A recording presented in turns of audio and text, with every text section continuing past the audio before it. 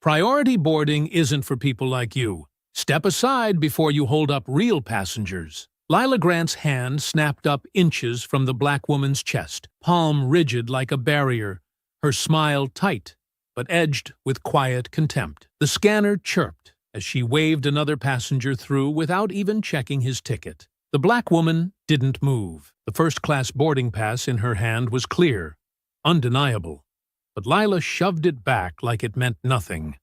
"Don't make this difficult," Daniel Reeves cut in, stepping closer, his voice rising just enough to draw attention. "You're already causing a scene." Phones lifted.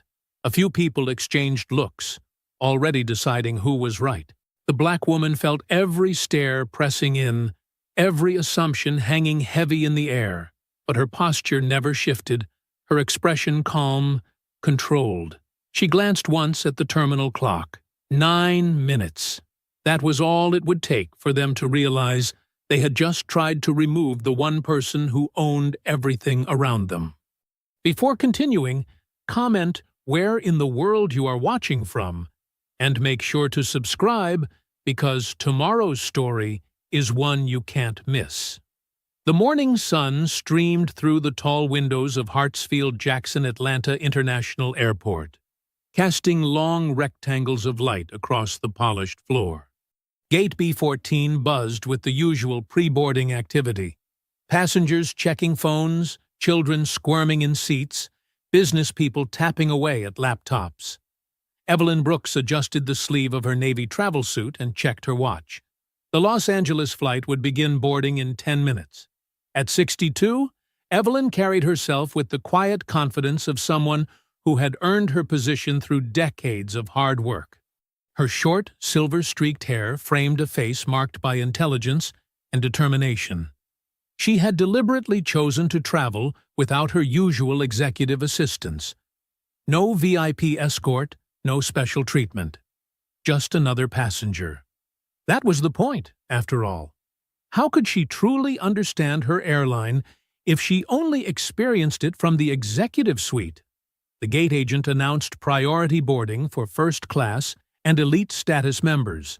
Evelyn lifted her leather bag and approached the priority lane, boarding pass ready in hand. "Ma'am, you need to stop right there."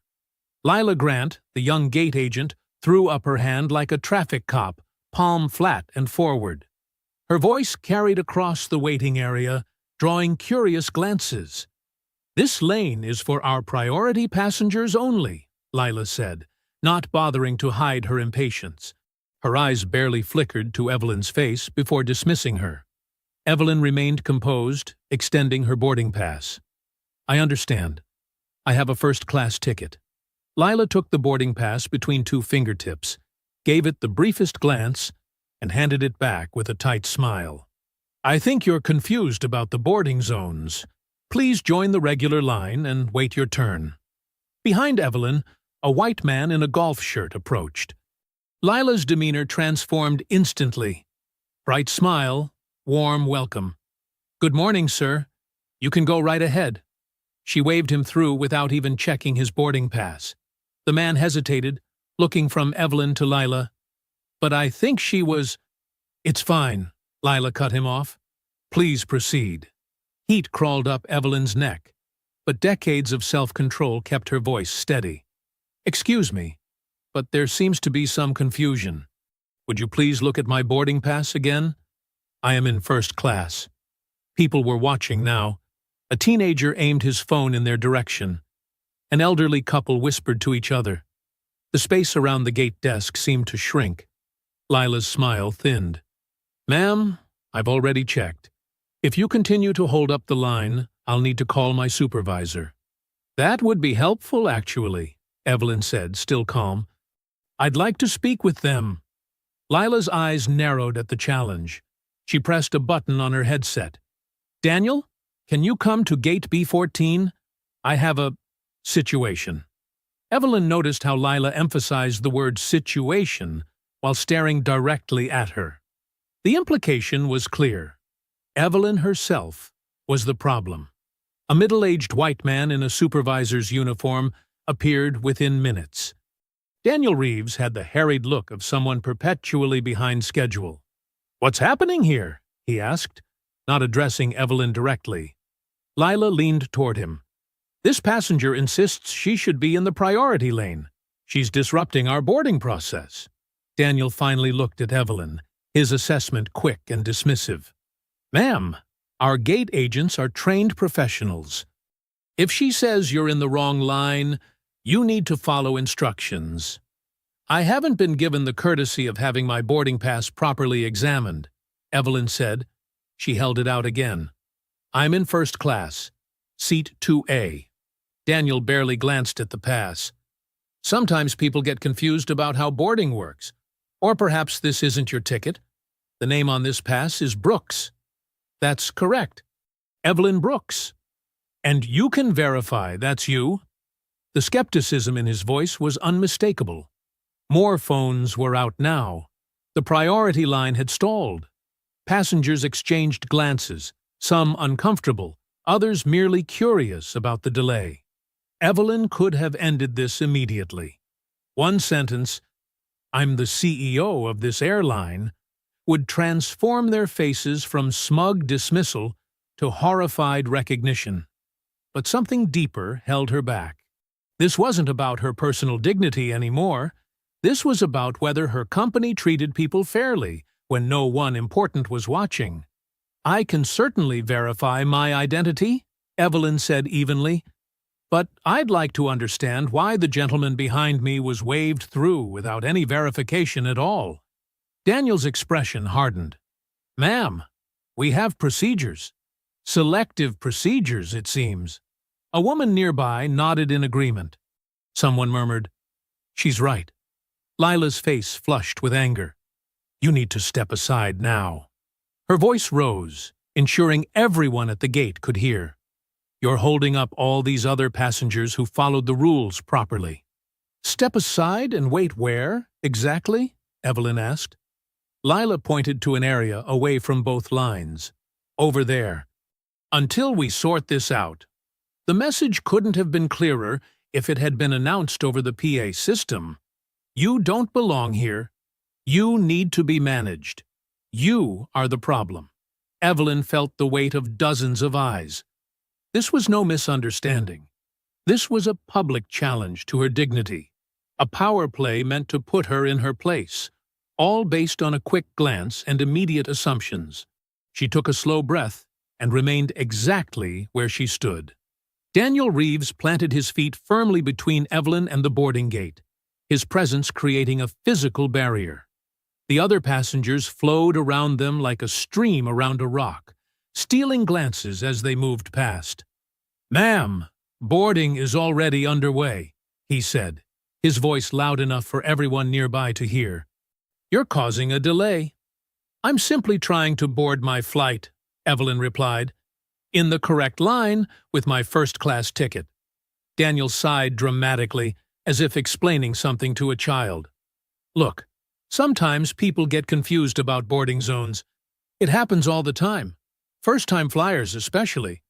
"I'm not confused about boarding zones, Mr. Reeves," Evelyn said, noting his name tag. "And I've flown over 2 million miles in my lifetime." A ripple of whispers spread through the waiting area. A young woman with braids made eye contact with Evelyn and gave her a small nod of solidarity. Daniel's eyes narrowed. "Ms. Brooks, Evelyn Brooks." She kept her voice steady despite the growing heat in her chest. "Ms. Brooks, Lila here is one of our most experienced gate agents. If she directed you to wait, there was a reason." "A reason she hasn't explained," Evelyn pointed out. "Could you please verify my seat assignment in your system? Seat 2A, first class." Daniel didn't move toward the computer. He didn't even look down at her boarding pass again. "We have procedures to follow. You're holding up the line." "I'm not holding up anything. I was prevented from scanning my valid boarding pass." Evelyn gestured toward the electronic reader. "A simple verification would resolve this in seconds." "Ma'am," Daniel's voice took on an edge, "your tone is becoming problematic." Evelyn blinked. Her tone had remained measured throughout the entire exchange.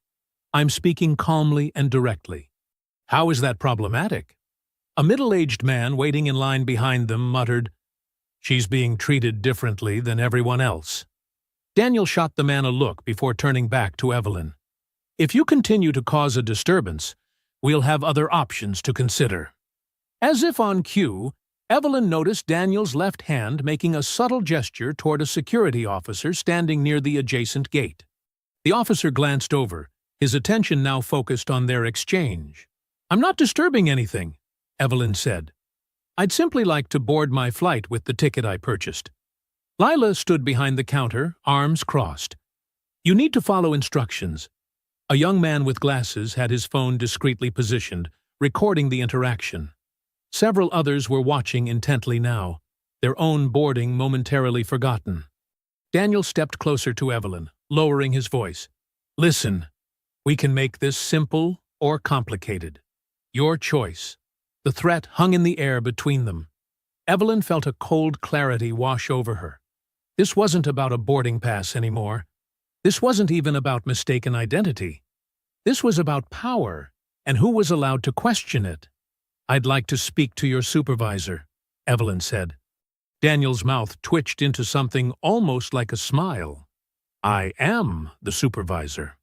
"Then I'd like to speak with whoever supervises you." "They're not available at the gate," he replied with finality. "And we're not calling them for a boarding issue." An older flight attendant appeared at the jet bridge entrance. She glanced at the commotion, her eyes moving from Daniel to Evelyn with a flicker of uncertainty. For a moment, it seemed like she might intervene. Daniel noticed her hesitation and gave a small head shake. The flight attendant pressed her lips together and disappeared back down the jet bridge. "Ms. Brooks," Daniel said, his patience visibly thinning, "here are your options. You can step aside voluntarily and wait while we complete boarding, or—" He gestured toward the security officer who was now watching them directly, "you can be removed from the boarding area entirely."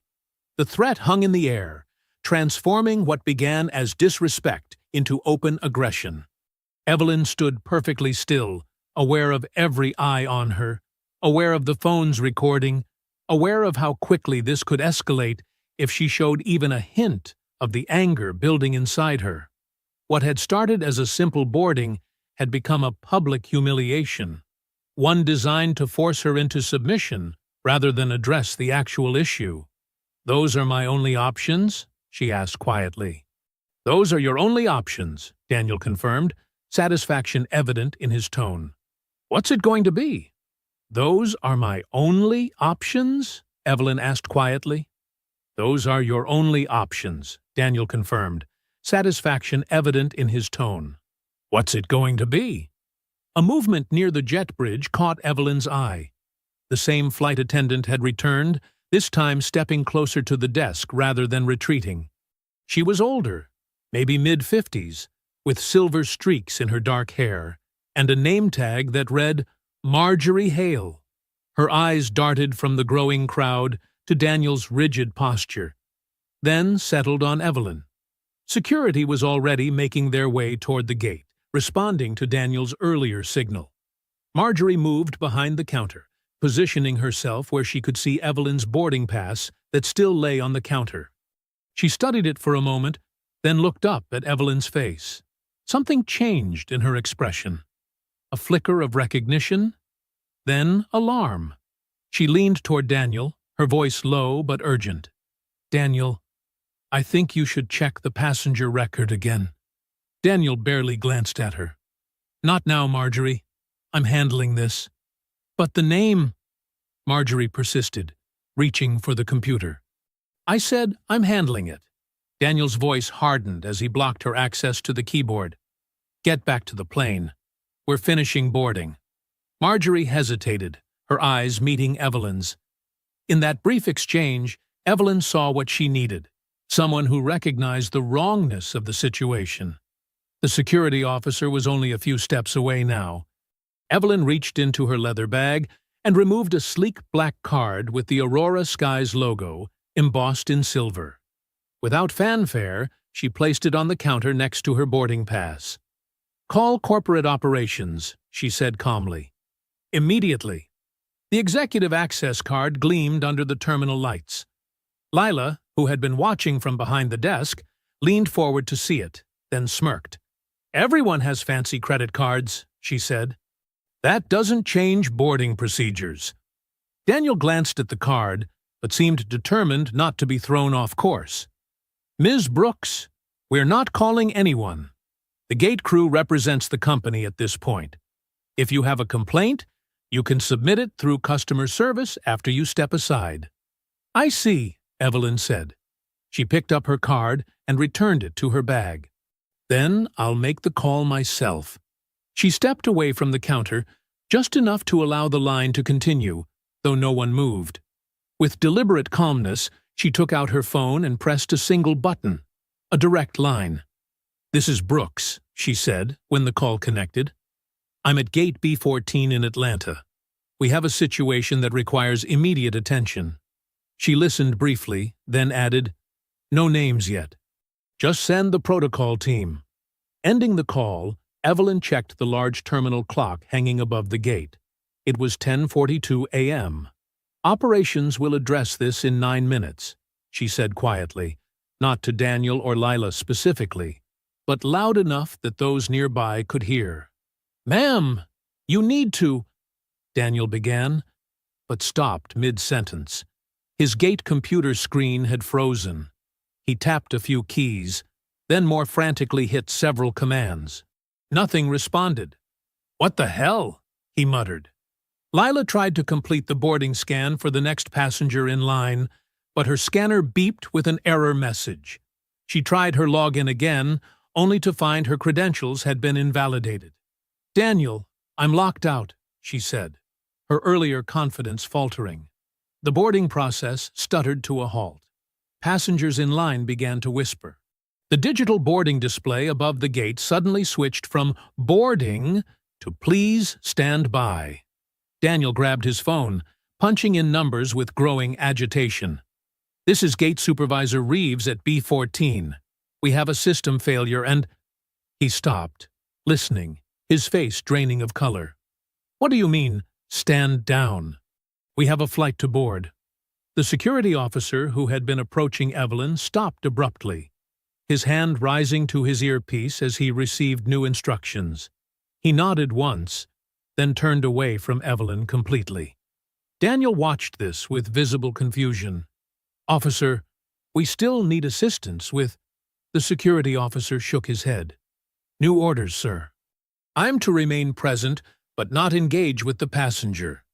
He stepped back, positioning himself at a distance. The atmosphere in the gate area had transformed. What had been a confrontation with clear lines of authority had become something unpredictable. Daniel's confidence visibly wavered as he tried his computer again, only to find it still locked. What did you do? He demanded, looking at Evelyn. Evelyn checked the clock again. 10:44 a.m. I haven't done anything, she replied calmly. Yet. The terminal clock ticked to 10:46 a.m. Tension hung in the air like storm clouds. No one moved from their spots. Not Daniel, not Lila, not the passengers frozen in the boarding line. The only sounds were the distant airport announcements and the nervous tapping of Daniel's fingers against the counter. Evelyn stood perfectly still, her posture straight and dignified. She hadn't raised her voice once, hadn't created a scene, yet somehow had managed to bring the entire gate to a standstill with just a phone call. Daniel kept checking his watch, then the terminal screens, then back to his locked computer. Sweat beaded along his hairline, dampening his collar. He tried his phone again. Operations, this is Reeves at B14. I need to speak with the supervisor immediately. His voice cracked slightly. No, listen, we have a passenger claiming to be… I can't… Just send someone here now. The minutes crawled by. 10:47, 10:48. Passengers had their phones out now, not even pretending they weren't recording. The public humiliation had completely reversed direction. Where Evelyn had been the target, Now the gate crew stood exposed under the harsh fluorescent lights. A murmur rippled through the crowd as a woman in a crisp charcoal suit came rushing down the terminal corridor. Her heels clicked purposefully against the floor as she approached, followed closely by a man in an airport operations uniform. Their faces were set with the grim determination of people about to handle an emergency. "That's Naomi Bell," someone whispered. "Regional VP." Daniel straightened his tie and stepped forward. "Ms. Bell, we've had a situation with—" Naomi Bell didn't even glance his way. She moved directly to Evelyn, extending her hand. "Ms. Brooks," she said, slightly out of breath, "I apologize for the delay. We weren't informed you would be traveling today." The words hit like a thunderclap. Passengers exchanged shocked looks. Phones lifted higher to capture the moment. Lila's mouth fell open. The color drained from her face as realization dawned. The passenger she'd dismissed, the woman she'd tried to force out of line, was Evelyn Brooks, the CEO of Aurora Skies Airlines. "Ms. Brooks," Daniel repeated, his voice barely audible. "As in?" "Your chief executive officer," Naomi confirmed coldly. She turned back to Evelyn. "What happened here?" Evelyn handed over her boarding pass, the same one Lila had barely glanced at earlier. "I attempted to board my flight in the first-class lane, as indicated on my ticket. I was denied, dismissed, and nearly removed from the gate by security." Naomi examined the boarding pass, then looked sharply at Daniel. "This is clearly a first-class boarding pass. Untouched. Not even scanned. There must have been some confusion," Daniel stammered. "We were following procedure for what?" Evelyn spoke for the first time since Naomi's arrival. Her voice was low but crystal clear, carrying throughout the gate area. "For profiling passengers? For making assumptions based on appearance? For refusing to verify information when directly asked?" Daniel's mouth opened and closed, but no sound came out.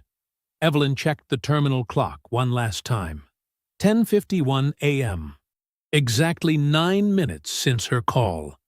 "You had 9 minutes," she said, addressing both Daniel and Lila. 9 minutes to treat one paying passenger with basic respect and dignity. You failed at every step. You didn't verify my ticket when asked. You escalated rather than resolved. You threatened rather than assisted. Her words carried no heat, just precision, which somehow made them more devastating. "Mr. Reeves, Ms. Grant," Evelyn continued, using their names though they'd never properly introduced themselves. "Your employment with Aurora Skies Airlines is terminated, effective immediately." Gasps rippled through the crowd. Lila's face crumpled.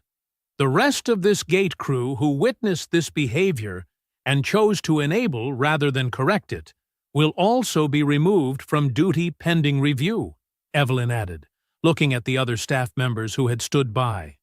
"We cannot and will not employ people who treat any passenger this way." Naomi nodded to the operations manager, who stepped forward. "Please, surrender your badges and report to HR." Daniel's face flushed red. "You can't just— This isn't— There are procedures for—" "Yes, there are procedures," Evelyn agreed.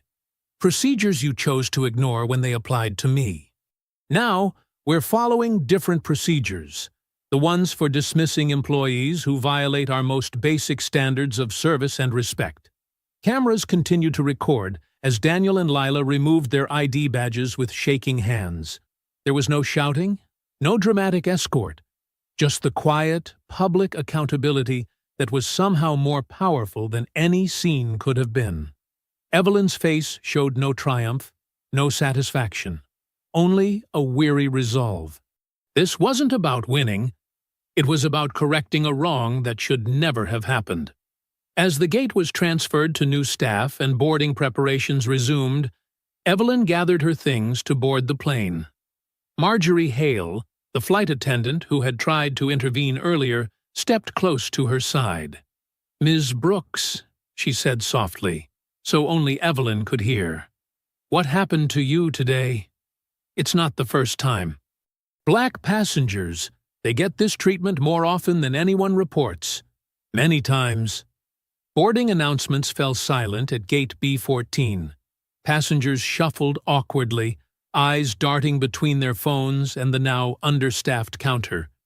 The half-boarded plane sat at the jet bridge, its engines quiet, as if holding its breath. "Ms. Brooks," Naomi said, her voice still trembling slightly, "your scheduled departure for Los Angeles is in 20 minutes. We can expedite your boarding and ensure—" "I won't be going to Los Angeles today," Evelyn said firmly. She turned toward Marjorie, the flight attendant's words still echoing in her mind. "Tell me more about these other incidents." Marjorie glanced nervously at the crowd of passengers within earshot. "Perhaps somewhere more private?" Evelyn nodded, but before they could move, a passenger stepped forward, a middle-aged black woman in a business suit. "It happened to me too," she said. 3 months ago. Same gate, same supervisor." Her voice was steady, but her eyes held old anger. "I filed a complaint. Nothing happened." Another passenger joined in. "My mother was treated this way last Christmas. They made her miss her flight home."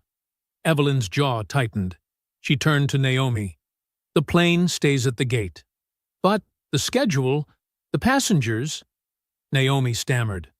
"The passengers will understand a brief delay for an operational necessity," Evelyn said. "Announce that due to a staffing issue, there will be a 30-minute hold. Anyone who needs to rebook can do so without penalty. But we are not pushing back until I understand exactly what's happening at this station." She gestured for Marjorie to follow her away from the crowd. Naomi trailed behind, her phone buzzing constantly. "This is more than just today, isn't it?" Evelyn asked, once they reached a quieter area near an empty gate. Marjorie nodded, the weight of years seeming to press on her shoulders. "There's a pattern, Ms. Brooks. Black travelers, older passengers, people who don't look premium enough by someone's standards, they get questioned, delayed, sometimes even denied boarding. It's never officially about race or age, always about procedure or security concerns." "And the complaints?" Evelyn asked. "They file them, but nothing happens," Marjorie explained. "The reports get handled by the local supervisors, the same people causing the problems. Then they just disappear." Evelyn turned to Naomi. "You're the regional VP. Did none of this reach your level?" Naomi's face flushed. "There were rumors, occasional complaints that made it to my office, but never enough documentation to establish a pattern. The reports I did see were always classified as passenger misunderstandings or security protocols. Or they never reached you at all," Evelyn said, her voice flat. The realization hit her like a physical blow. If this could happen to her, the CEO, what chance did ordinary passengers have? People without power, without connections, without the ability to make someone listen? "Cancel my Los Angeles trip," Evelyn said decisively. "The entire itinerary. I'm staying in Atlanta until I understand exactly what's happening here." "What about Flight 1422? Naomi asked, gesturing toward the waiting aircraft. "The plane stays at the gate only long enough to reassign crew duties," Evelyn instructed. "If necessary, deplane passengers respectfully and offer full rebooking assistance. But that aircraft isn't going anywhere until we have a properly vetted crew in place." She turned to Naomi, her expression leaving no room for argument. "I need you to secure all complaint records from the Atlanta station immediately. Everything from the past 2 years. And do it before anyone has a chance to edit or delete anything." Naomi's eyes widened. "You think someone would—" "I think people who discriminate also cover their tracks," Evelyn cut in.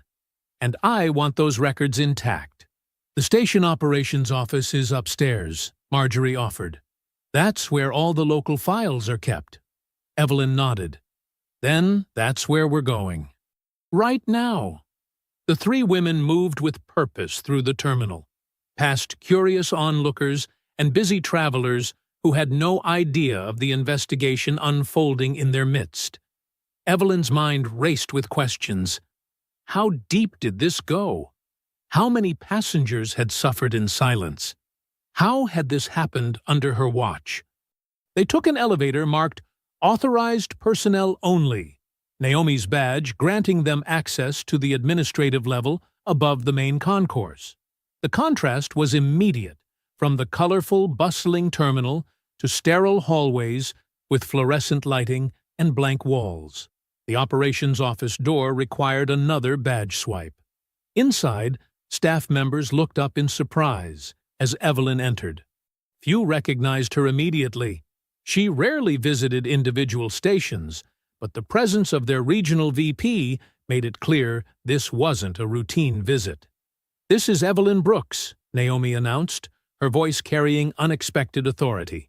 "CEO of Aurora Skies." The room fell silent. Evelyn wasted no time. "I need immediate access to all customer complaints filed at this station for the past 2 years," she said, walking toward the main supervisor's office. "Specifically, I want every complaint tied to Daniel Reeves and his gate team. Every single one." A young operations manager stepped forward.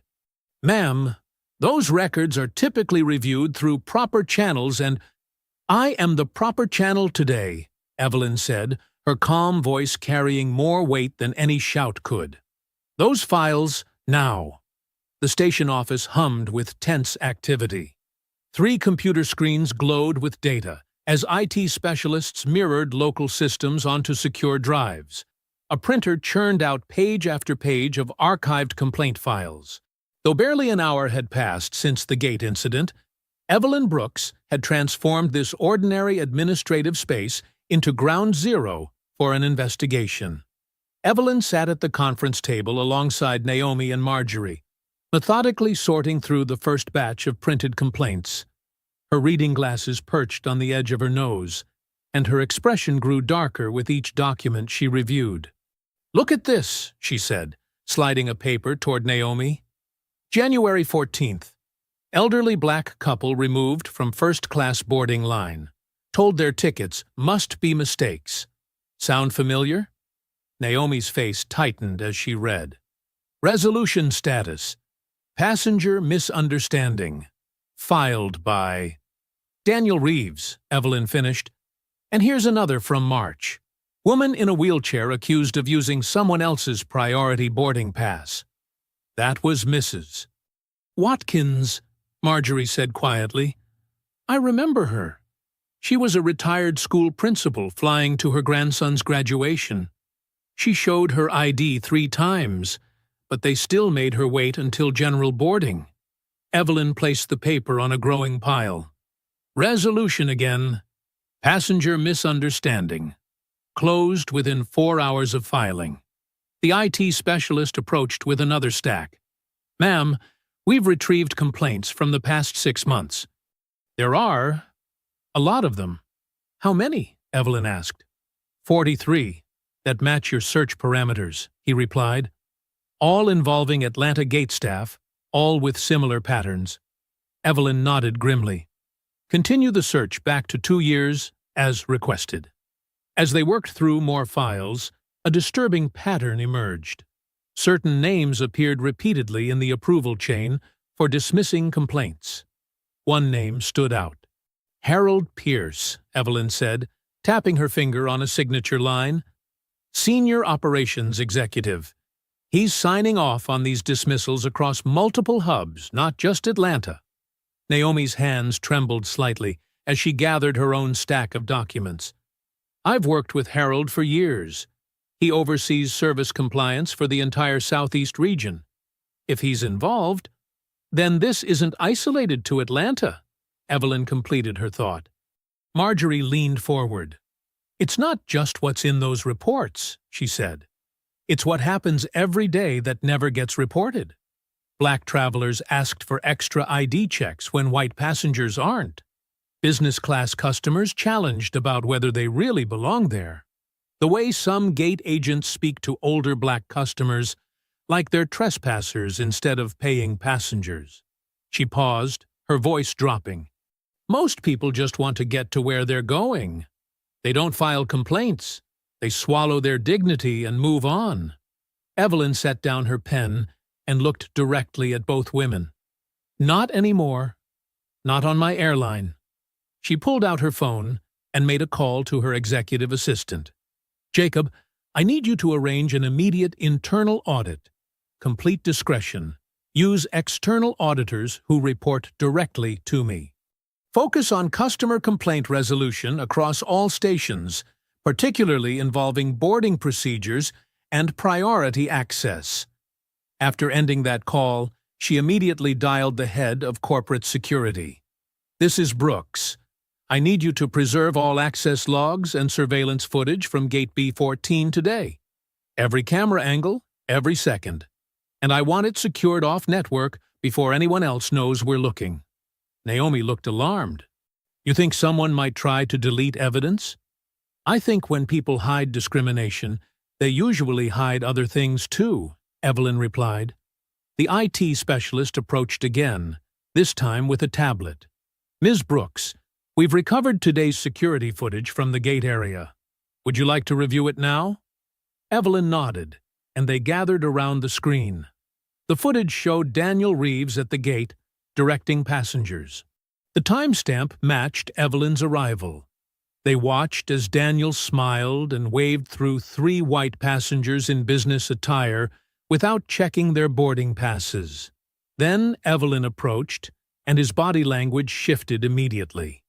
He straightened, put out his hand to stop her, and demanded her documents. Pause it there, Evelyn said quietly. The screen froze on Daniel's face, his expression a mix of suspicion and authority as he looked at Evelyn. This isn't about misunderstandings, she said, her voice controlled but vibrating with intensity. This is deliberate, and we now have it on video. Naomi stared at the screen, her professional composure finally cracking. I had no idea it was this blatant. I'm so sorry. Don't apologize, Evelyn replied. Help me fix it. She turned to the IT specialist. Download everything. We're just getting started. The afternoon sun slanted through the office blinds, casting striped shadows across the growing mountain of evidence. What had begun as a humiliating moment at an airport gate was revealing itself as something far more insidious. A system that protected itself at the expense of passengers' dignity. And Evelyn Brooks was now its worst nightmare. Evelyn settled into the airport hotel's conference room, a space with beige walls and practical furniture that felt both anonymous and tense. The Atlanta sunset painted orange streaks across the skyline, visible through the windows. Instead of being on her flight to Los Angeles as planned, she sat at the head of a long table, facing a large screen where Naomi had set up video calls with passengers whose complaints had been buried. I've confirmed 5 interviews in the next 2 hours, Naomi explained, setting up her laptop. These people responded immediately when we reached out. They're eager to be heard.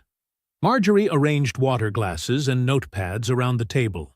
Some of these incidents happened on my flights. I saw things, but couldn't. She stopped herself. I should have tried harder. We'll address that later, Evelyn said firmly. Right now, I need to hear their stories directly. The first call connected. On screen appeared Walter Jenkins, a distinguished black man in his 70s with silver hair and kind eyes that couldn't hide his lingering hurt. Mr. Jenkins, thank you for speaking with us, Evelyn began. I'm Evelyn Brooks, CEO of Aurora Skies. The man's eyebrows rose. The CEO herself? That's a first. I understand you had a troubling experience on one of our flights last year. Could you tell me what happened? Walter adjusted his glasses. My daughter gifted me first-class tickets so I could take my grandchildren to Disney World. Special trip. His voice wavered slightly. At the gate, your staff, a young man named Kevin, pulled me aside. said there was an irregularity with my ticket. Walter's hands tightened in his lap. He asked how I got first-class tickets, suggested they might be obtained improperly. My grandchildren, 10 and 8 years old, were right there, hearing every word, watching their grandfather being treated like a criminal. Evelyn felt sick. What happened then? He made us wait while he verified the tickets. 30 minutes, people staring. My grandson asked if we were in trouble. Finally, Kevin said it was cleared up, but never apologized. Just let us board after everyone else. Walter leaned closer to his camera. I filed a complaint. Got an email saying it was a misunderstanding and offering 5,000 miles. My daughter wanted to sue, but I was too embarrassed. His voice hardened. I haven't flown since. Evelyn took a deep breath. Mr. Jenkins, what happened to you was unacceptable and racist. Not a misunderstanding. I apologize personally, but I know that's not enough. The interviews continued. Rita Mercer, a retired nurse in her 60s, described being pulled from the priority line despite having lounge access through her credit card. The agent said, I didn't look like I belonged in the lounge, Rita explained, her gray hair pulled back in a neat bun. Asked 3 times if I understood how boarding worked. Made me show my ID twice while people behind me watched.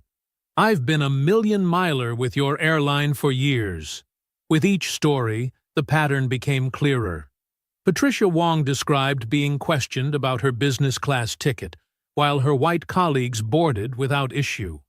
James Thompson recalled a gate agent insisting his premium boarding status must be a system error.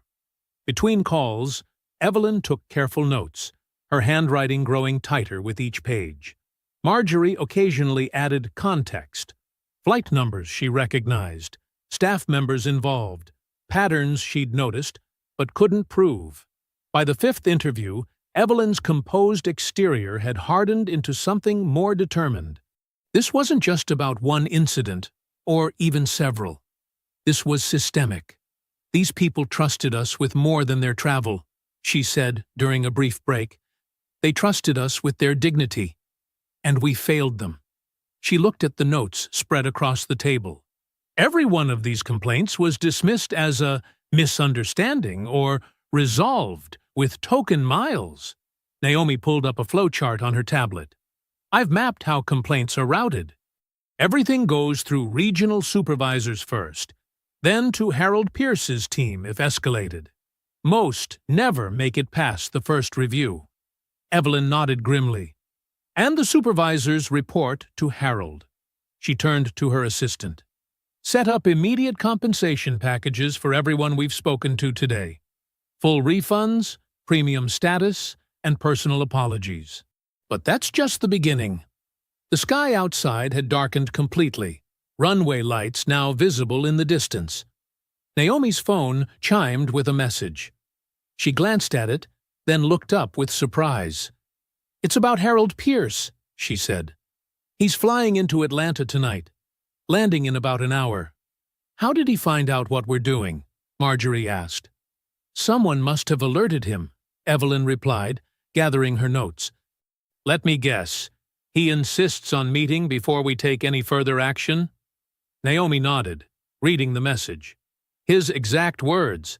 Says it's critical we align on messaging before any premature steps are taken. Evelyn straightened her jacket, a calm determination settling over her features. Perfect. I'd much rather have this conversation in person. The evidence was spread across the table. Stories of humiliation, dismissed complaints, and broken trust, all illuminated by the harsh conference room lights as night fell completely outside. The executive meeting room of the airport hotel hummed with tension as Harold Pierce strode in shortly after 8 o'clock. His charcoal suit remained unwrinkled despite his flight from Charlotte, and his expression conveyed nothing but controlled concern. Evelyn stood as he entered, her posture matching his for authority, but lacking his practiced smoothness. Evelyn, he said, extending his hand. I came as soon as I heard. A regrettable situation. She shook his hand briefly. Harold, thank you for coming on short notice. Naomi and Marjorie sat quietly at the table, the evidence from their afternoon's work strategically arranged, but not hidden. Harold's eyes flicked over the stacks of printed complaints before he took his seat across from Evelyn. I've received preliminary reports, Harold began, his voice dropping into what Evelyn recognized as his crisis management tone. An unfortunate frontline error that happened to involve you personally. These things occur in operations our size. Evelyn watched him carefully. This wasn't just about me. Harold nodded sympathetically. Of course not. Any passenger deserves proper treatment. The optics are particularly concerning here. A black woman, our CEO no less, experiencing discrimination at our own gate. I've drafted a statement for tomorrow that frames the immediate dismissals as decisive leadership while reaffirming our values. He slid a tablet across the table with a prepared press release. Evelyn glanced at it without touching the device. Your statement mentions an isolated incident, she noted. Best practice in these situations, Harold replied. We address what happened, take visible action, and avoid language that suggests systemic misconduct. The firings send a clear message, without inviting broader scrutiny.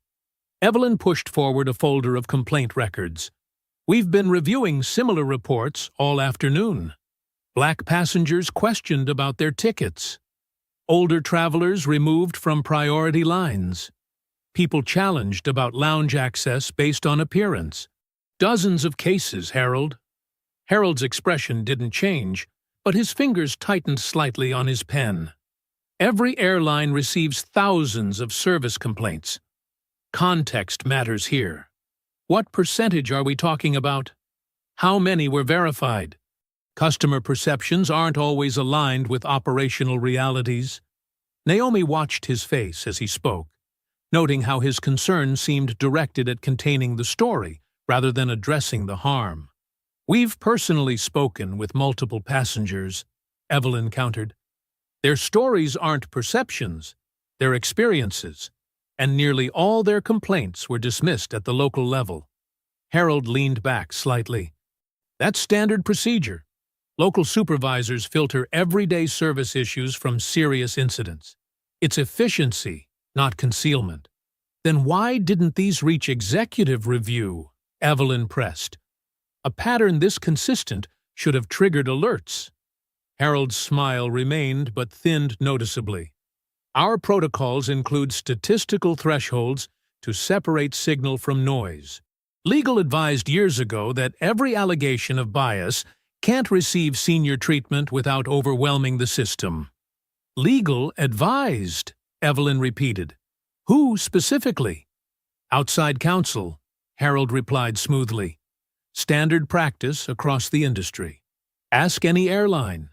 Marjorie, who had been silent until now, cleared her throat. Mr. Pierce, I've been flying for 30 years. Crews were taught which passengers to flag as potential problems. Not officially, but it happened. Harold's calm demeanor cracked briefly. That's simply not accurate, Ms. Hale. We have documented service standards that apply to every passenger. On paper, yes, Marjorie continued, undeterred by the executive's dismissal. But supervisors like Daniel Reeves told crews which passengers deserved extra verification. Young black men traveling alone. Older people who might need assistance but hadn't requested it. Anyone who doesn't look the part of premium class. That's an inflammatory accusation without evidence, Harold snapped, his practiced patience slipping. If there were isolated misconceptions among staff, that's precisely why we have training. Training you oversee, Evelyn noted quietly. Harold straightened his already perfect tie. Evelyn, I understand you had a personally upsetting experience today, but elevating this into a company-wide crisis based on anecdotal reports would be reckless. The dismissals were appropriate. A measured statement is prudent. Anything more risks shareholder confidence and invites litigation. The conversation continued for nearly 2 hours. Harold presented statistics showing complaint rates in line with industry averages. Evelyn countered with evidence of systematic dismissal of certain types of complaints. The longer they talked, the more Harold's responses focused on protecting the airline's reputation rather than addressing passenger dignity. After Harold finally left, promising to review protocols but making no concrete commitments, Evelyn remained at the table with Naomi and Marjorie. The digital clock on the wall showed 10:42 p.m. "He's going to bury this," Naomi said quietly. Evelyn looked at the evidence spread across the table, then at Marjorie's tired but determined face. She pulled her laptop closer and opened a new document. "No, he's not," she said firmly. "This isn't something we can handle quietly anymore. I need corporate communications on the phone within the hour. We're going to address this company-wide before midnight." Evelyn sat at the head of the small conference table in her hotel suite, her laptop open in front of her. The room's lighting felt too harsh against her tired eyes, but her posture remained perfect. On the screen, a grid of faces looked back at her. Naomi from the adjoining room, the company's crisis management team, the head of legal, and 3 board members who had been pulled into an emergency session. "I want to be absolutely clear," Evelyn said, her voice firm despite the exhaustion pulling at her. "What happened today wasn't an isolated incident. It represents a failure at multiple levels, and I take full responsibility for not catching it sooner." She shared her screen to display a spreadsheet summarizing the complaints they'd uncovered in just the past few hours. "Effective immediately, we're implementing the following changes," she continued, switching to a document outline. "First, all discrimination complaints will be reviewed by an independent third-party firm, not internal management.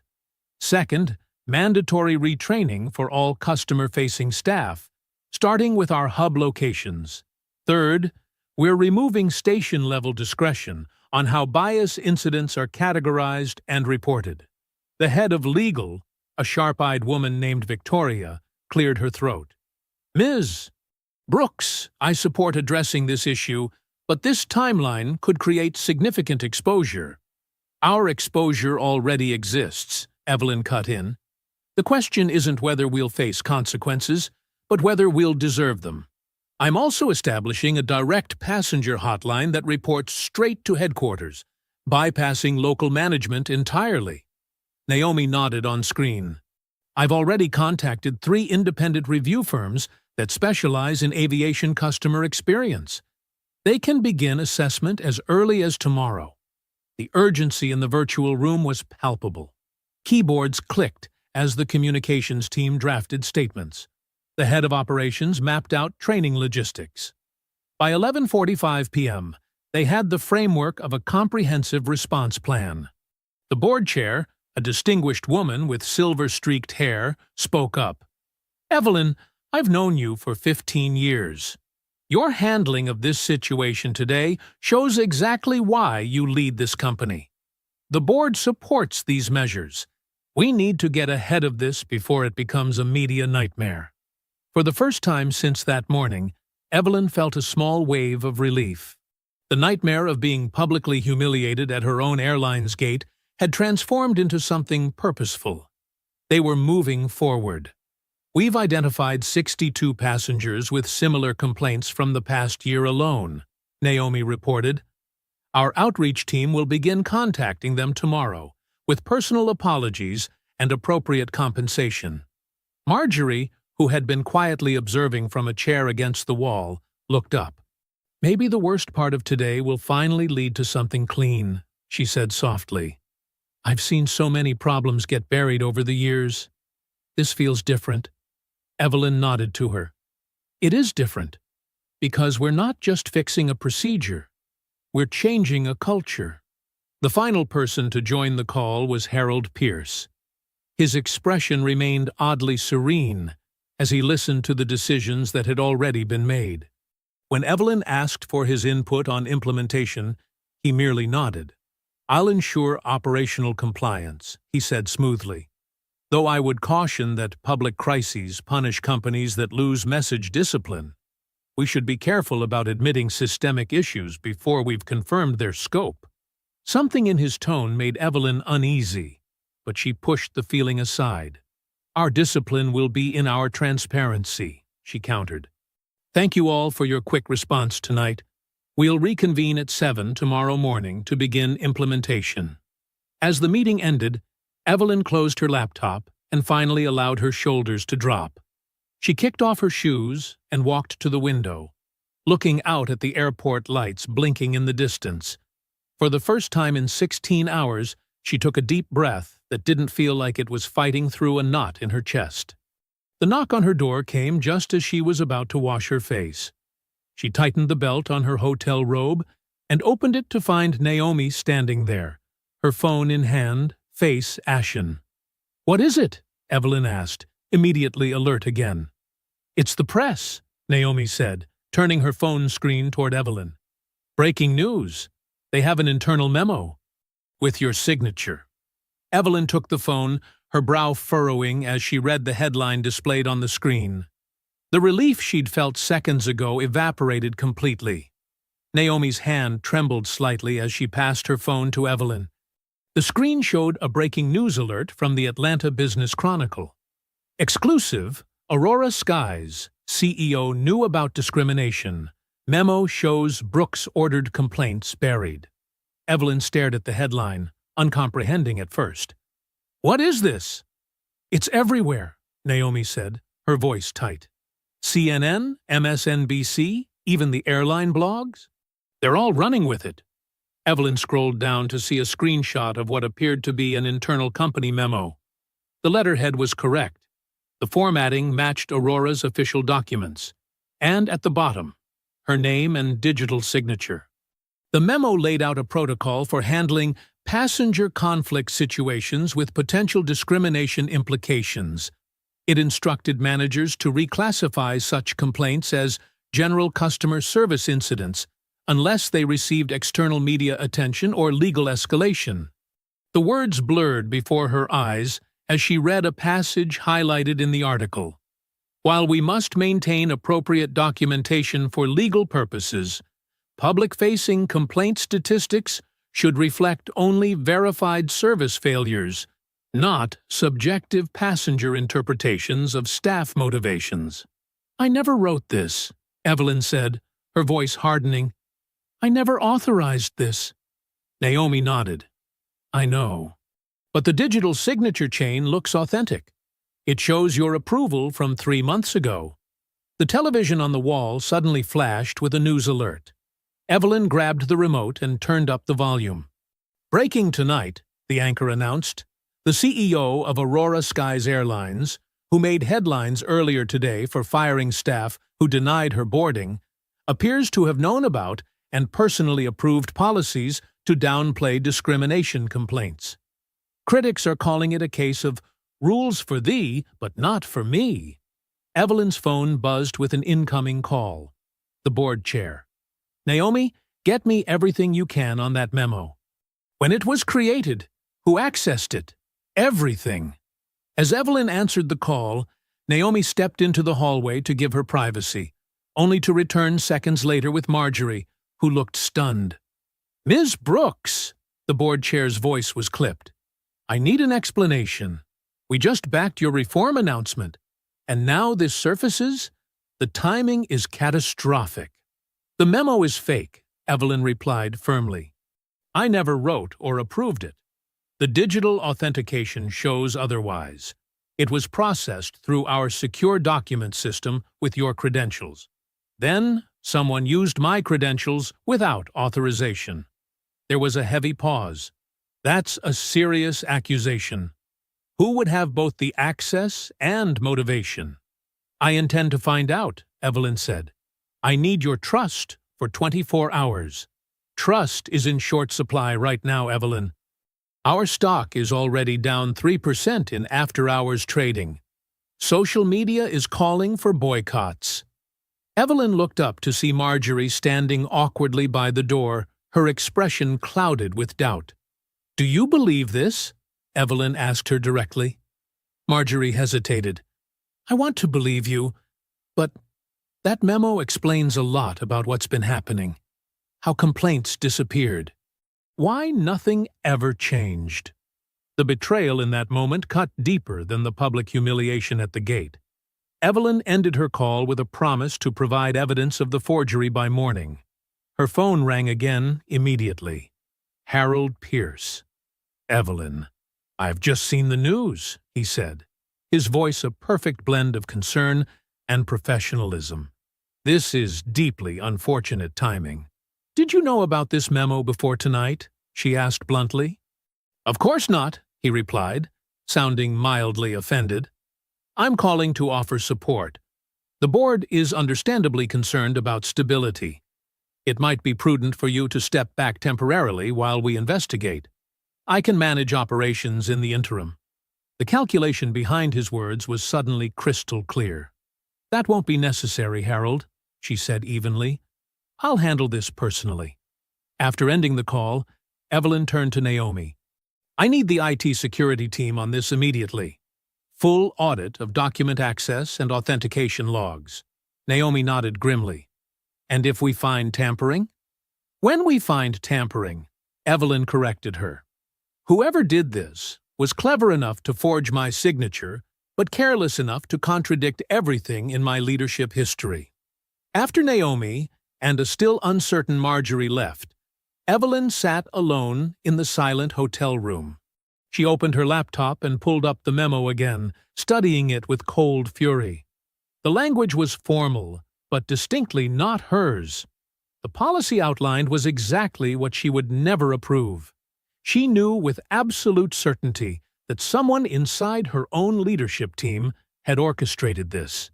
Someone with enough access to forge her signature and enough desperation to sacrifice her reputation to save themselves. The clock on the nightstand read 1:07 a.m. Less than 18 hours ago, she'd been a respected CEO heading to a routine meeting. Now she was fighting for her career, her company, and the truth itself. At 1:15 a.m., Evelyn Brooks stood by the hotel room window, her reflection ghostly against the tarmac lights below. Sleep wasn't an option. She had changed from her travel suit into a black cashmere sweater and slacks. Comfortable, but still commanding. The remains of room service coffee grew cold beside her laptop. "We need everything," she said, as Naomi arranged the hotel desk into a makeshift command center. "Not just the memo, but the bones underneath it." On the video screen, Aurora Airlines' head of cybersecurity, Marcus Jennings, nodded grimly. His office in Chicago was fully lit, despite the hour. Team members visible behind him. "Ms. Brooks, we're mirroring the document management system now," Marcus said. "Metadata doesn't lie even when people do." Evelyn's approach was methodical, not emotional. Rage wouldn't recover what was stolen from her. Only evidence would. "I want approval chain logs for every version of this document. Creation timestamps, access records, server authentication points. If this memo breathed on our network, I want to know when and how." Naomi worked her phone furiously, typing between calls. "The board chair is asking for a statement by 6 a.m. Tell them I'm conducting a security investigation into document forgery before making any public statements.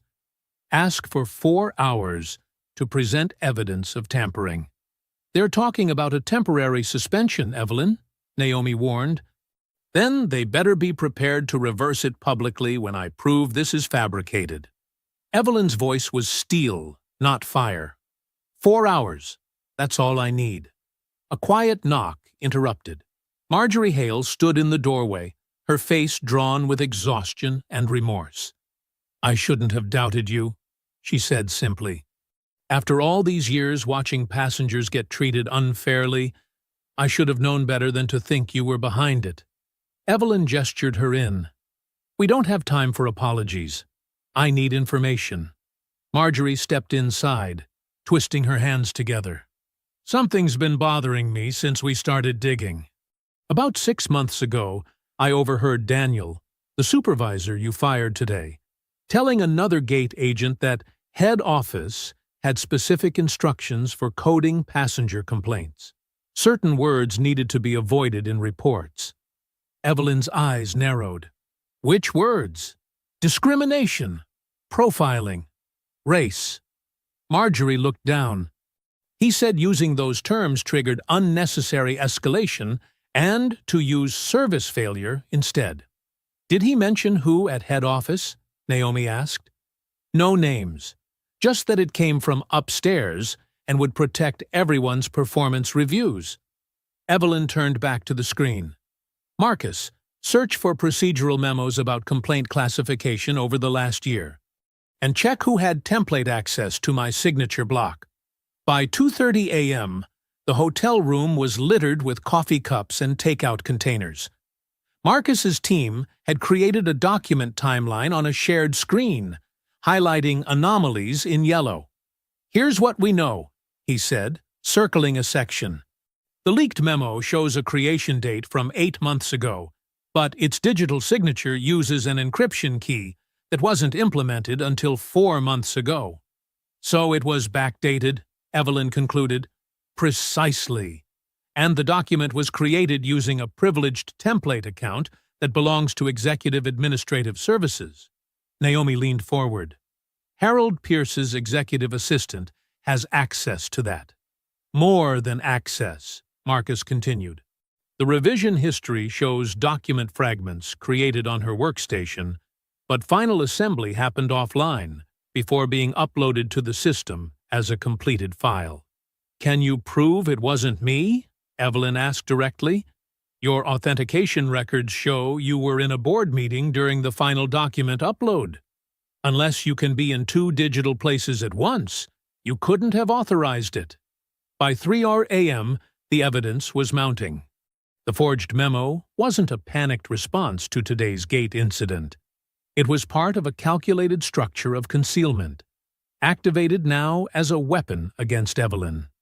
This isn't just about covering mistakes, Evelyn said quietly.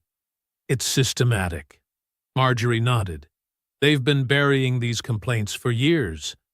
I just never knew how high it went. Marcus's voice cut through their conversation. Ms. Brooks, we found something else. When we searched complaint classification protocols, we discovered a related compliance training recording in the archive. It was flagged for deletion, but hadn't been purged yet. His fingers moved across his keyboard. Playing it now. Harold Pierce's unmistakable voice filled the room. Listen, I understand your concerns, but these racial complaint designations are killing our metrics. The board sees these numbers. Investors see these numbers. We need these reclassified as general customer satisfaction issues. Nothing specifically about discrimination should appear in quarterly reports.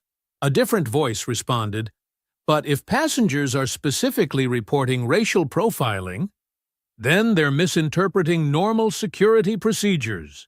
Harold cut in sharply. Your job is to protect this airline's reputation, not validate every passenger's perception. Downgrade the complaints, revise the reporting language, and focus on the performance indicators that actually matter to our bottom line. The recording ended with Harold's final instruction. This conversation never happened.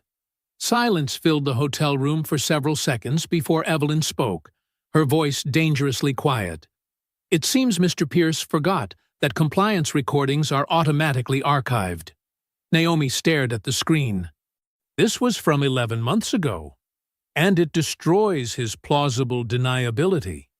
Evelyn straightened her shoulders. Make a secure copy of that recording. Then wake up our general counsel. The digital evidence had shifted the battlefield. What began as Evelyn's defensive struggle had transformed into something else entirely. An offensive against corruption that had festered within her own company. Pre-dawn light crept through the windows of the private conference suite near the terminal. The sky over Atlanta had barely begun its transformation from black to gray, as Evelyn sat at the head of a polished table, her eyes fixed on the screen before her. Naomi stood by the door, fielding urgent calls while keeping others at bay. Marjorie, who had refused to leave despite the hour, sat quietly, with her hands folded. "Play it again," Evelyn said. "I want to hear every word." The audio recording filled the room once more. Harold's voice, confident and cold. "Listen, I need you all to understand something fundamental about our operations. Complaint volume directly impacts our quarterly performance metrics. Those metrics determine your bonuses, your station evaluations, and ultimately, our investor confidence." A pause, then Harold continued, "Any complaint with racial undertones must be neutralized before it reaches corporate review. Reclassify them as customer misunderstanding or procedural confusion. If passengers insist, offer them vouchers, but never, ever admit to discriminatory practices." Someone on the recording asked, "What if they have evidence? Videos or witnesses?" "Then you make it worth their while to drop it," Harold answered without hesitation. "A first-class upgrade, bonus miles, whatever it takes. Just keep it contained at the station level. Remember, your performance reviews depend on minimizing escalated complaints." Evelyn stopped the playback and looked at Marjorie. "How long have you noticed this happening?" "Years," Marjorie said, her voice heavy with regret. "But it was always handled so quickly. Black passengers would complain, then suddenly they'd be pulled aside, given something free, and the complaint would disappear. I thought they were being taken care of. I didn't realize they were being silenced. The entire system was designed to reward concealment," Evelyn said, her fingers tapping against the table. Gate agents like Daniel were just the visible part. Behind them stood supervisors, station managers, and executives who all benefited from keeping complaints buried. Naomi approached the table. "The board chair is waiting on the secure line. They're concerned about the developing situation." "I imagine they are," Evelyn said, reaching for her phone. "Tell them I'm sending evidence directly to our outside counsel, to each board member personally, and to the Department of Transportation. Harold won't have time to spin this." While Evelyn briefed the board chair, Naomi turned to her tablet, drafting language for a potential statement. When Evelyn finished her call, Naomi slid the tablet across the table. "We should issue this from headquarters as soon as possible. Clean, controlled, forward-looking. We acknowledge issues were discovered, action is being taken, and changes are forthcoming." Evelyn read it, then pushed the tablet back without a word. "That's not enough," she said. "Not nearly enough." "What do you want to do?" Naomi asked. Evelyn stood and walked to the window. The airport was coming alive as the first flights of the day prepared for departure. "This began at a gate, in public, where I was humiliated because of how I look. That's where the truth needs to be told." She turned back to face them. "Schedule a press conference for 11 this morning, here at the airport, gate B14. "The same gate?" Marjorie asked. "Exactly the same gate," Evelyn confirmed. "And make sure Harold Pierce is there." Naomi looked alarmed. "Evelyn, we can control the narrative better from headquarters. The airport will be chaotic, unpredictable." "That's precisely the point," Evelyn said. "This isn't about corporate control anymore. It's about facing the truth where it happened. No boardroom shields, no prepared backdrops. Just the reality of where passengers stand every day." The next hours blurred into motion. Security was arranged, media was notified. The gate area would be temporarily closed to regular traffic. Legal prepared briefing materials while communications drafted talking points. Through it all, Evelyn remained focused, reviewing evidence and preparing herself for what was to come.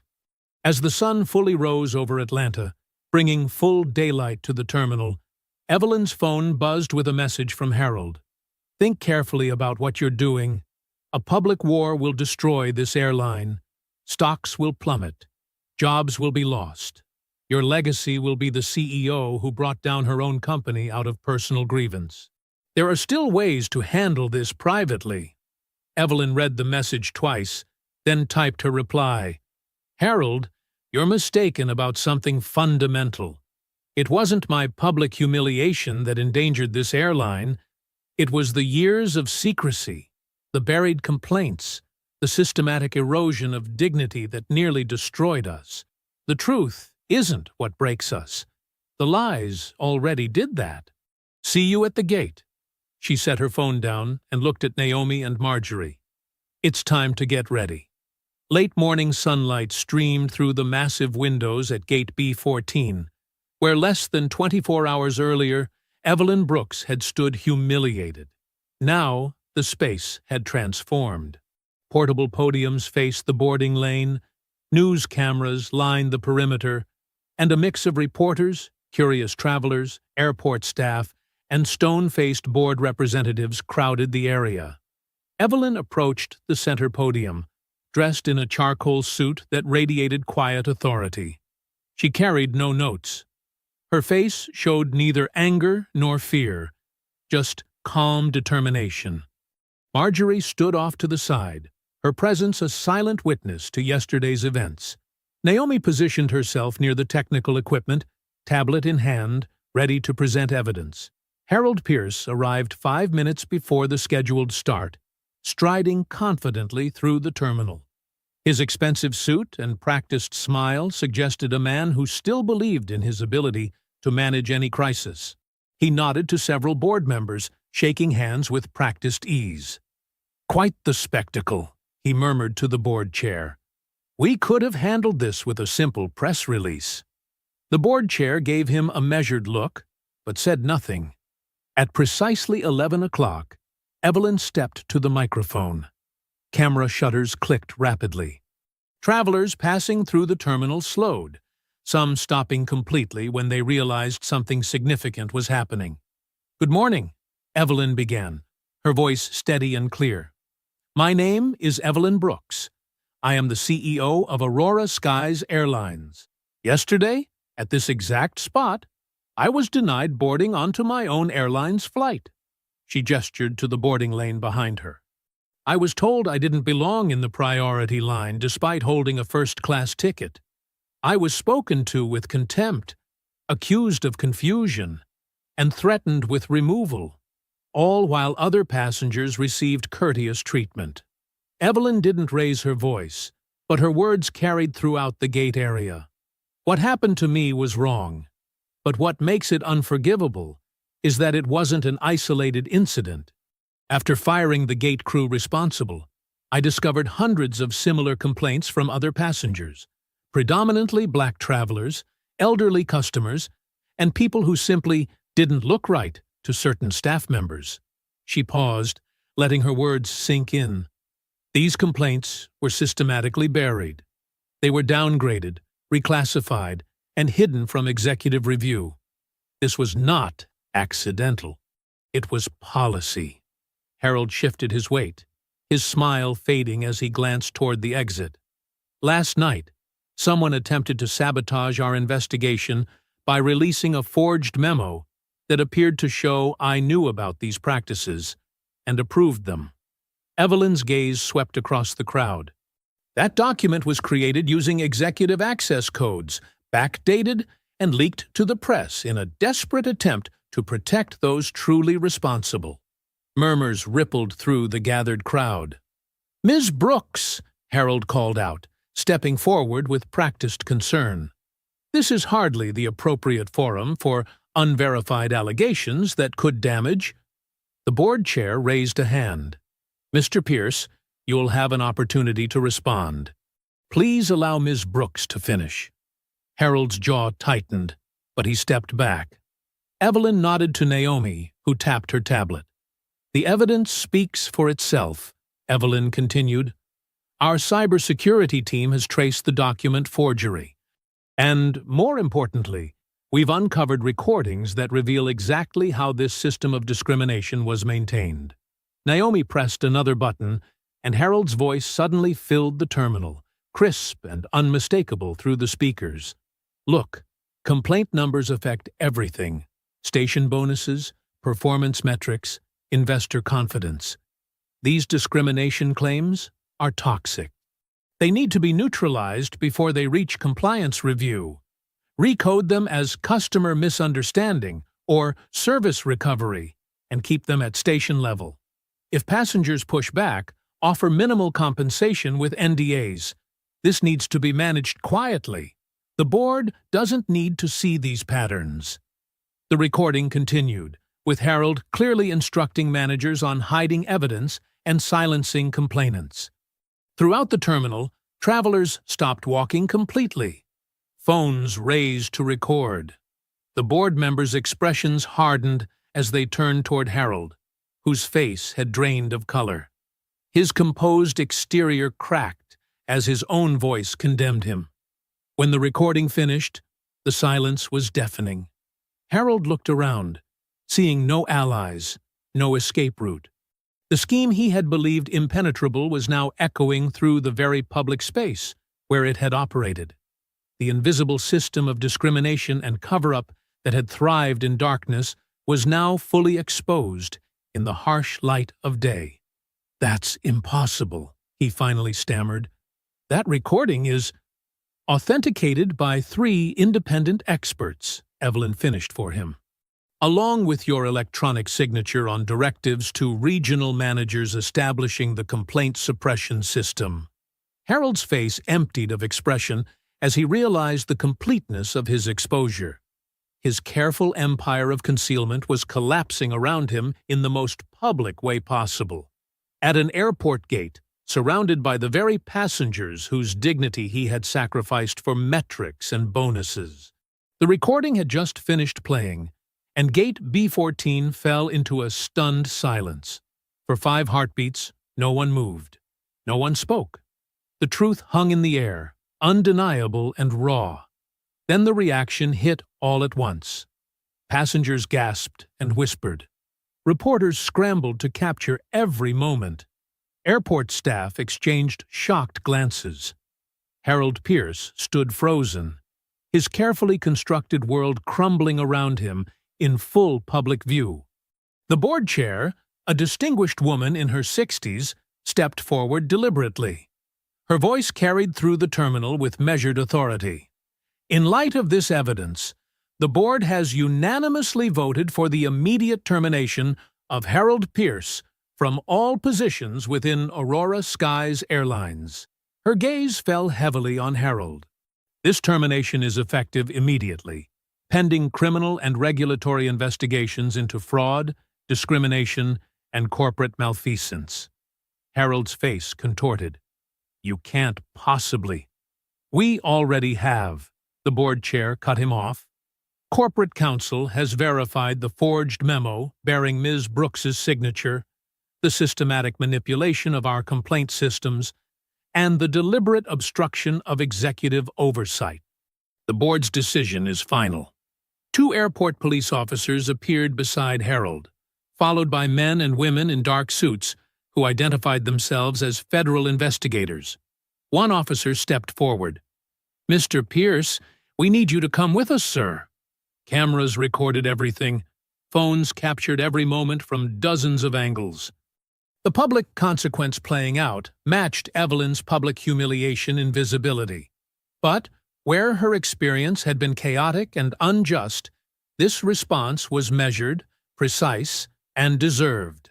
Harold's shoulders slumped as the officers guided him away. The man who had dismissed thousands of complaints, who had built a system to silence the humiliated, now walked the same terminal floor where it all began, stripped of his power and heading toward accountability. Evelyn watched him go, her face showing not triumph but resolution. Then she turned back to the microphones. "What happened yesterday wasn't an isolated incident," she said. "And what we've uncovered isn't just about one executive. It's about systems that allowed abuse to hide in plain sight." She unfolded a single sheet of paper. "Effective immediately, Aurora Skies is implementing the following measures. First, we will establish a $50 million restitution fund for passengers who experience discrimination on our flights. We will proactively reach out to every person whose complaint was improperly coded or dismissed. Murmurs of approval rippled through the crowd. Second, all discrimination claims will now trigger automatic independent review outside our management chain. Third, we will publish quarterly accountability reports tracking these incidents and our responses. Complete transparency, no exceptions. Evelyn paused, then continued with increasing passion. Fourth, we are creating a new passenger advocacy department staffed by people who understand that dignity isn't a premium service. It's a human right. And finally, we're promoting employees who had the courage to intervene ethically, beginning with Marjorie Hale, who will head our new passenger advocacy team. Marjorie, standing nearby, blinked back tears as applause broke out. Naomi Bell will oversee hub-by-hub implementation of these changes, Evelyn added, nodding toward Naomi. She'll have my direct authority and an independent budget to ensure these aren't just promises, but actions. The crowd that had watched Evelyn be disrespected now witnessed the powerful architect of that disrespect removed from authority. The vindication unfolded not in private boardrooms, but in the same public space where injustice had thrived. One reporter called out, "Ms. Brooks, will you resign over this scandal?" Evelyn shook her head firmly. "I built this airline to bring dignity to air travel. I failed to see the rot beneath our wings, and for that, I take full responsibility. But I will not abandon my duty to fix what broke under my watch. Leadership isn't just about success. It's about accountability when things go wrong." As Harold disappeared from view, escorted toward waiting authorities, Evelyn turned from punishment to repair. She stepped away from the podium and moved closer to the gathered passengers. Her posture shifted subtly, less the CEO protecting a brand, more a steward restoring broken trust. To our passengers, especially those who were mistreated, I make this promise. What happened here will change not just policies, but culture. Because an airline isn't planes or routes or profit margins. It's the promise that when you step into our care, you will be treated with dignity, regardless of who you are. The words settled across Gate B14, where just yesterday Evelyn had stood alone against institutional disrespect. Now she stood at the center of institutional renewal. The very public humiliation transformed into equally public justice.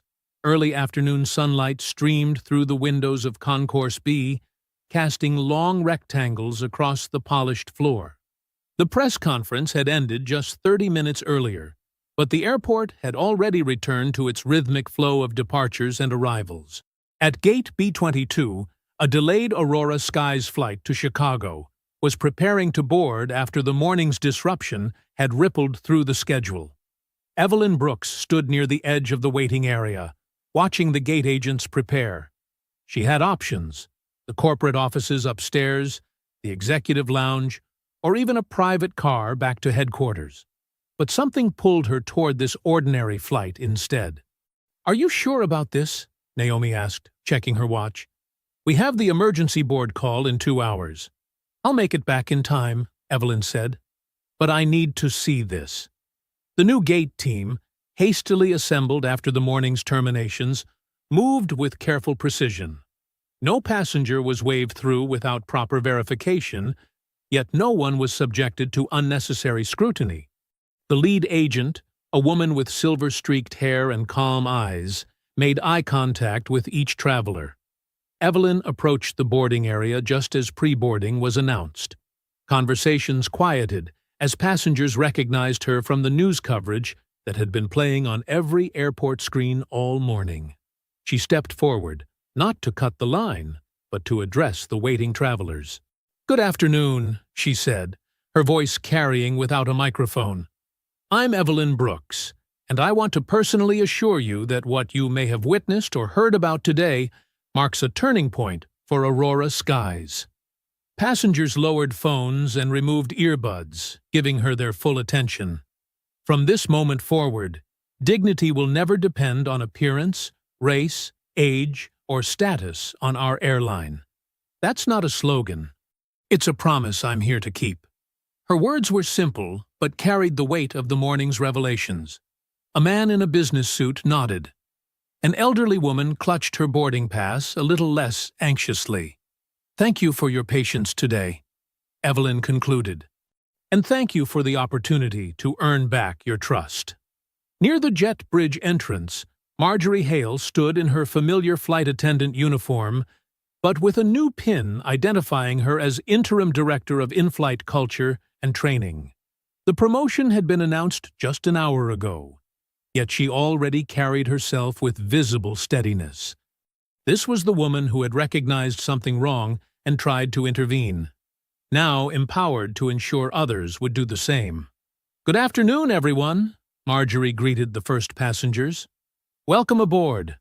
Naomi positioned herself behind the gate counter, overseeing the new team with careful attention. These agents had been specifically briefed. Verify facts before asserting authority. Treat confusion as an opportunity for assistance rather than confrontation, and recognize that respect costs nothing but means everything. When priority boarding was called, Evelyn remained where she was, waiting her turn with the other passengers. A few people glanced at her questioningly, perhaps expecting the CEO to bypass the line. "Zone 2, Ms. Brooks?" a young man asked, noticing her standard boarding pass. "Just like everyone else," she confirmed with a small smile. When her zone was called, Evelyn joined the line. The gate agent, a young black woman who must have felt the weight of the morning's events, took Evelyn's boarding pass and scanned it with professional efficiency. "Seat 12A, window seat," she said, meeting Evelyn's eyes. "Have a good flight, Ms. Brooks." No excessive deference, no spectacle. Just simple courtesy. Exactly what had been denied to her 24 hours earlier. "Thank you," Evelyn replied.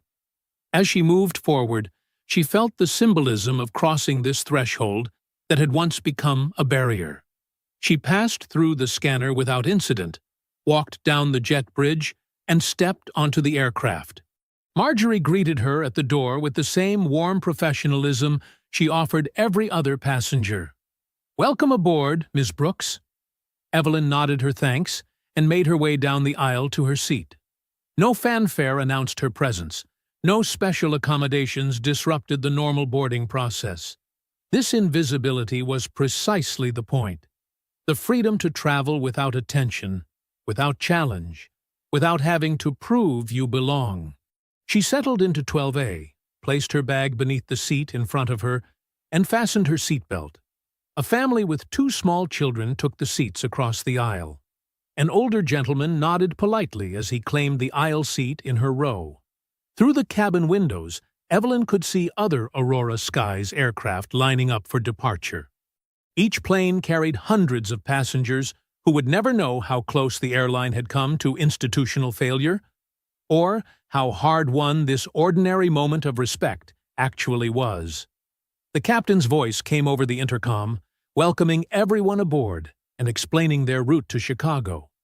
Marjorie moved through the cabin with practiced efficiency, checking seatbelts and overhead bins. As the aircraft pushed back from the gate, Evelyn felt the familiar rumble beneath her feet. The plane taxied toward the runway, joining the queue of aircraft waiting for takeoff clearance. Minutes later, the engines roared, and the plane accelerated down the runway. Evelyn watched through her window as the ground fell away, Atlanta becoming a pattern of buildings and roads, growing smaller by the second. In that moment of ascent, she knew with certainty that the company had changed course because she had refused to be pushed aside.